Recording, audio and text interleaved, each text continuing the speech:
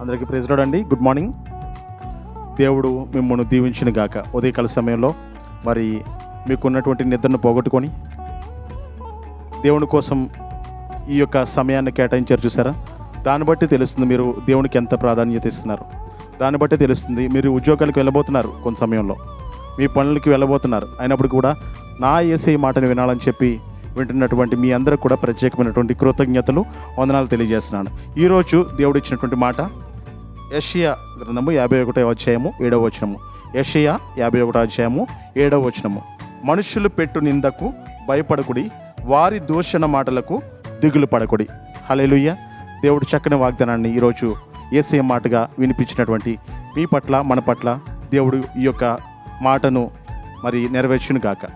మనుషులు పెట్టు నిందకు భయపడకుడి, వారి దూషణ మాటలకు దిగులు పడకుడి.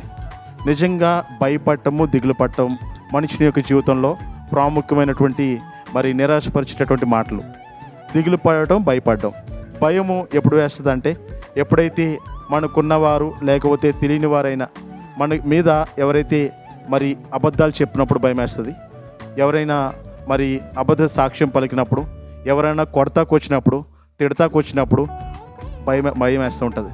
దొంగ వచ్చినప్పుడు భయం వేస్తుంటుంది. పోలీసులు వచ్చినప్పుడు భయం వేస్తుంటుంది. ఇవన్నీ విషయాలు లోకంలో జరిగేటటువంటి విషయాలు. అయితే క్రీస్తు యొక్క బిడ్డలుగా మనకున్నటువంటి భయం ఏంటంటే లోకమలినం ఎక్కడ అంటుకుపోతుందని భయపడుతూ ఉంటాం మనం. నేను యేసయ్య రక్తము చేత కడగబడినటువంటి బిడ్డను, దేవుని రక్తము చేత విమోచింపబడి కుమార్తెగా అనిపించుకున్నటువంటి స్థితి నుంచి ఎక్కడ పోగొట్టుకుంటానని క్రైస్తవుడు భయపడతా ఉంటాడంట. ఈరోజు దేవుడు అంటున్నాడు, మనుషులు పెట్టు నిందకు భయపడకుడి. నింద పెట్టడం చాలా ఈజీ, నిందని అవమానించడం చాలా ఈజీ మనుషులకి. కానీ ఆ నింద భరిస్తున్నావు చూసావా, నీకు ఉన్నటువంటి మనసు దేవుని మనసు. నువ్వు తిట్టకుండా, రిప్లై ఇవ్వకుండా ఆ తిట్టుకు ఇవ్వాలంటే చాలా ఈజీ. కానీ ఆ నిందకు నువ్వు ప్రతి నింద చేయకుండా నీకు నువ్వు జాగ్రత్త పడుతున్నావు చూసావా, యేసయ్య నీలో ఉండి కార్యం జరిగిస్తున్నాడు. దేవుడు నీలో ఉన్నాడు కాబట్టి ఆ రోజు యేసయ్యలో ఎక్కిన తర్వాత నువ్వు నిజంగా రాజు అయితే కనుక నువ్వు దిగు, మేకులు తీసుకొని దిగు అన్నవారు అందరూ ఉన్నారు. ఒకనొక రోజున సిగ్గుపడుతూ వచ్చారు. ఈరోజు నువ్వు పడేటటువంటి నిందకు నీకు ఎవరైతే నింద వేస్తున్నారో, అవమానం రప్పించాలని ప్రయత్నిస్తున్నారో వారి ఎదుటే నిన్ను రాజుగా చేయబోతున్నాడు. వారి ఎదుటే తన యొక్క కార్యం జరిగించబోతున్నాడు. నీ యొక్క నింద నువ్వు ప్రతినింద ఇవ్వట్లేదు.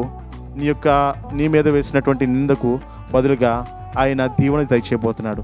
నా యొక్క బిడ్డ నా బట్టి ఎంతో మౌనంగా ఉన్నాడు కాబట్టి నా బిడ్డ పట్ల నేను కార్యం జరిగించాలి, దీవించాలి, ఆస్వాదించాలని చక్కగా దేవుడు నీ పట్ల ప్రణాళిక కలిగి ఉన్నాడు. కాబట్టి నీకున్నటువంటి నింద గురించి భయపడద్దు. అలాగే వారి యొక్క దూషణ మాటలకు దిగులు పడద్దు. దిగులు అనేది చాలా భయంకరమైనటువంటి పరిస్థితి. దిగులు పడినప్పుడు కొన్నిసార్లు జీవితంలో దిగులు పడినప్పుడు, నిస్పృహలో ఉన్నప్పుడు ఏం చేసుకోవాలో తెలియక చాలామంది తమ యొక్క ప్రాణాలను పోగొట్టుకుంటున్నారండి. దిగులు పడిపోయి ఏదేదో అయిపోతుందని స్టూడెంట్స్ కూడా చూసుకుంటే ఎగ్జామ్స్ రాస్తున్నారు, రిజల్ట్ ఏమొస్తుందో, నేను రాసిన రిజల్ట్ ఏమవుతుందో, నేను ఫెయిల్ అయిపోతేనేమో మన భయం చేత మొన్న ఒక అబ్బాయి సూసైడ్ చేసేసుకున్నాడు. అంటే రిజల్ట్ రాకముందే సూసైడ్ చేసుకున్నాడు. ఇలాంటి భయంకరమైనటువంటి రోజుల్లో, కడవరి రోజుల్లో ఉన్నటువంటి మనం కూడా ఎంతో దిగులుతో, భయంతో ఉన్నామేమో. నీకున్నటువంటి భయము దేవుడు తొలగించును గాక, నీకున్నటువంటి దిగులు దేవుడు తీసివేయను గాక. ఎందుకంటే నువ్వు దేవుని బిడ్డగా ఉన్నటువంటి నీవు దిగులు పడే అవసరం లేదు. ఆ రోజు మరి ఇశ్రాయేలీయులు కూడా ప్రయాణం అవుతున్నప్పుడు, ఐగుప్తు దేశం నుంచి విడుదల దయచేసినప్పుడు వాళ్ళు కూడా దిగులుతో ఉన్నారు. వెనకాల ఫరో వచ్చి మమ్మల్ని తీసుకెళ్ళిపోతాడేమో, వెనకాల ఫరో వచ్చి మమ్మల్ని మళ్ళీ తీసుకొని ఐగుప్తులో ఇంకా బానిసగా ఉంచేస్తాడేమో అని వాళ్ళు దిగులు పడ్డారు, భయపడ్డారు. కానీ మన యేసయ్య, మరి సృష్టికర్త అయినటువంటి యేసయ్య, సమస్తాన్ని ఎరిగినటువంటి యేసయ్య ఏం చేశారంటే వారందరినీ కూడా విడిపించేశాడు, బానిసత్వం నుంచి విడిపించాడు. ఈరోజు నీ పట్ల కూడా మరి దేవుడు తన యొక్క కార్యం జరిగించిపోతున్నాడు. ఏ విషయంలోనూ దిగులు పడ అవసరం లేదు. నీ దగ్గర మరి ఈరోజు ఆర్థికంగా ఇబ్బందులు పడుతున్నావా, స్కూల్ ఫీజులు కట్టుకోవాలని ఇబ్బందులు పడుతున్నావా, లేకపోతే వివాహం చేయాలని ఇబ్బందులు పడుతున్నావా, లేకపోతే నాకు ఇంకా జీవితంలో ఏది చేయాలో తోచట్లేదు, ఖాళీగా ఉన్నానని దిగులు పడుతున్నావా, నువ్వేమీ ఖాళీగా ఉన్నటువంటి మనిషి కాదు. నీ పట్ల కూడా దేవుడు ఒక గొప్ప మరి పనిని పెట్టబోతున్నాడు. నువ్వు ఖాళీగా ఉన్నానని నువ్వు గమనించుకుని వచ్చేసావా, అదే ఒక గొప్ప విషయం. కాబట్టి నువ్వు లేచి నువ్వేదైతే మరి నువ్వు తయారైన వెంటనే నీకు దేవుడు ఒక పని నాకు చెప్పును గాక. ఈరోజు ఖాళీగా ఉంటున్నాను, నాకు ఎటు పని లేదు, నాకు పైసలు లేవు చేతులు అని బాధపడిపోతున్నావేమో, ఆ బాధ దిగులు తీసివేసి నిన్ను మహాభివృద్ధిలోనికి తీసుకొస్తాడు దేవుడు. అయితే నీకు కావాల్సింది ఏంటంటే ఓపిక. అది ఓపుకున్నట్లయితే కనుక దేవుడు నీ పట్ల ఈ యొక్క వాగ్దానాన్ని ఈరోజు నెరవేర్చబోతున్నాడు. ఒకవేళ విశ్వసించి దేవా నాకున్నటువంటి పరిస్థితి ఇదే సయ్యా అని చెప్పి దేవుడి సన్నిధిలో మొరపెట్టు. ఉదయకాలాన్ని ఈ యొక్క మాటలు వింటున్నాం, రోజు కూడా ఊరికి వింటూ ఉన్నామేమో, ఈ వాక్యాలన్నీ కూడా తెలిసినాయే కదా అని చులకనగా సింపుల్గా తీస్తున్నావేమో, టేక్ ఇట్ ఈజీగా చేస్తున్నావేమో. కానీ ఈరోజు ఈ యొక్క మాటల్ని యేసయ్యే నాతో మాట్లాడుతానని విశ్వసించినట్లయితే కనుక నీ యొక్క దిగులు, నీకున్నటువంటి వేదన, నీకున్నటువంటి భయము అన్నీ కూడా తీసివేసి దేవుడు బహుగా నీ పట్ల నువ్వు ఊహించలేనంత గొప్పగా దేవుడు చేయగలడు. నిన్ను నీకున్నటువంటి భయాన్ని అవతల వాళ్ళకి నీ యొక్క విరోధులకి భయం కలిగించే విధంగా చేస్తాడు. నీకున్నటువంటి దిగులు అనుకుంటున్నావేమో, నీకున్నటువంటి దిగులంతా కూడా దీవెనగా చేయబోతున్నాడు.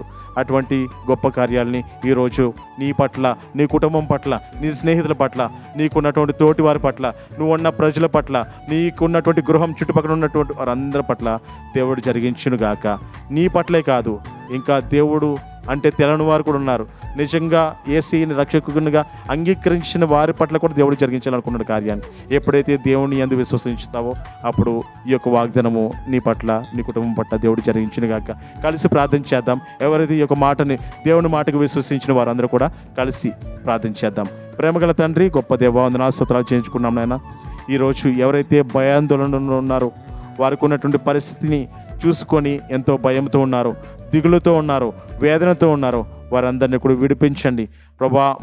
వారికి ఉన్నటువంటి కష్టం నుంచి విడుదల దయచేయండి. వారికి ఉన్నటువంటి ఇబ్బందుల నుంచి విడుదల దయచేయండి.